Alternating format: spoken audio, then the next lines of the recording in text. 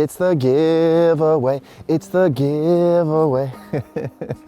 So first and foremost, thank you. Thank you for everybody for liking and subscribing and commenting on these videos, because that's ultimately what keeps this channel going. We're getting bigger and bigger and bigger as this company goes, and so we're gonna give away something even bigger this time.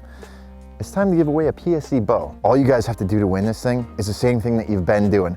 Like and subscribe to our channel, like every video, and comment. And you can comment as many times as you want. And when we go through and we pick, the more comments that you have or the more likes that you have, along with being subscribed to this channel, only improves your odds of winning this bow. We're literally giving someone a free bow, okay? Just to like and subscribe this video. So if you guys are interested in free stuff, and you didn't win this bow this time around, you didn't win these Vortex binos, you're still entered. Just stay engaged with the channel, keep liking the videos, keep commenting on them, and it's gonna help you win maybe trail cameras in the future, tree stands, things like that. All right, guys, so today I want to go over a topic that is a little bit more in depth than most guys think, okay? We're going to talk food plots, but we're really going to get down to the nitty gritty and talk about a certain food plot that's going to help you achieve bigger bucks on your property, more deer on your property, and hold deer longer onto your property. Now, I'm sure we've all kind of heard about this type of this food plot, but in reality, maybe you're not planting the right variety of this food plot. So when it comes to keeping deer on your property for a long amount of time or a long period of time or throughout the entire season, we have to have some variety. Now, this isn't the end-all be-all only food plot that you should plant, but it is a huge piece of the puzzle, and it starts in the spring. So I'm a big fan of planting soybeans, guys. Some people would disagree, and I've heard people say, you know, oh, if you got the deer in the summer, you're probably not going to have them in the fall. Well, I find that to be false in a lot of cases. Here's the reality, is that yes, you will have a lot of bachelor bucks spending time in soybeans in the summer. But the reality is one or two of those bucks, the dominant ones, are going to stay in that area. The rest are going to be moved off into a different area. The reality also is that a lot of those bucks that were there in the summer could come back in November, December, January. They could come back. So the guys who say, having summer food is not necessary, well, the reality is, if you put in some summer food, guys, like soybeans, and it lasts until December because you fenced it or used a product called Milorganite, which is a biosolid fertilizer made from basically human waste that is heat treated and it smells, and you use that to keep the deer off of your summer food plot, well, then your summer food plot turns to a late season food plot. And if you're the only guy on the block with late season food, I guarantee you're gonna have the most success on the block. Simple as that. But let's take a step back. Before planting this food plot, you gotta make sure you have the right variety of seeds or the correct seed while planting this food plot, this soybean plot.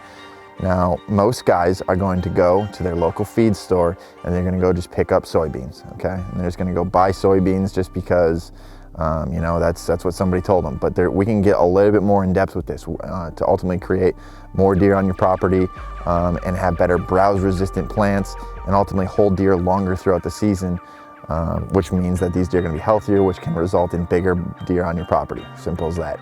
And the difference here is we're going to talk about ag beans versus forage beans. So for those of you that are unfamiliar with ag beans are just what your farmers are using out there. That's what they're getting their yield from, basically just for their farms. That's what they're using. It's an ag bean. It's an agriculture bean. That's what they're using for farming practices. Now, can you use this for deer? Of course you can. It's just not the best option. And ultimately, if you're trying to get deer from your neighbor's property, you want the best options possible. Something that's going to last longer. In most cases, that's going to be a forage bean. Okay, a forage bean is built for whitetail deer, basically. Okay, a forage bean is going to be more browse resistant, and tolerant to more pressure. So these beans will grow back after being browsed to a certain extent, and ultimately just once again last longer into the season.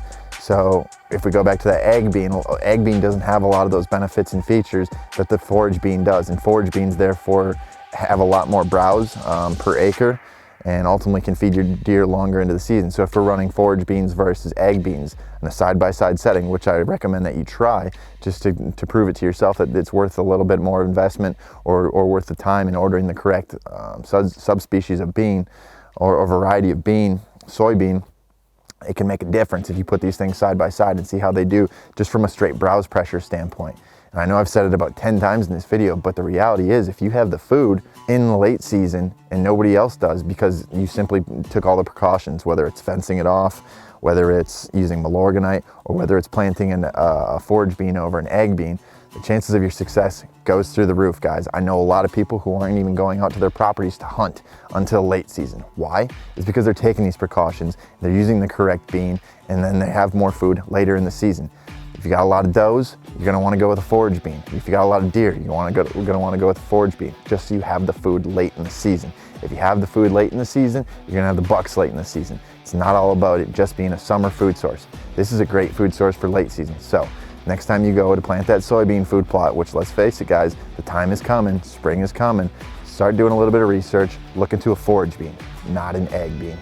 If you guys like this video, like any of these videos, make sure that you're liking and subscribing. We got a lot of content coming twice a week.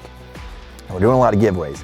And in order for you guys to win any of these giveaways or win any of these prizes that we're giving away, you just gotta like and subscribe. You can also comment if you want. Give us some more ideas as to what type of videos you guys would like to see. And maybe we can drop some better content for you. We're always looking to improve. So until next time, catch you later.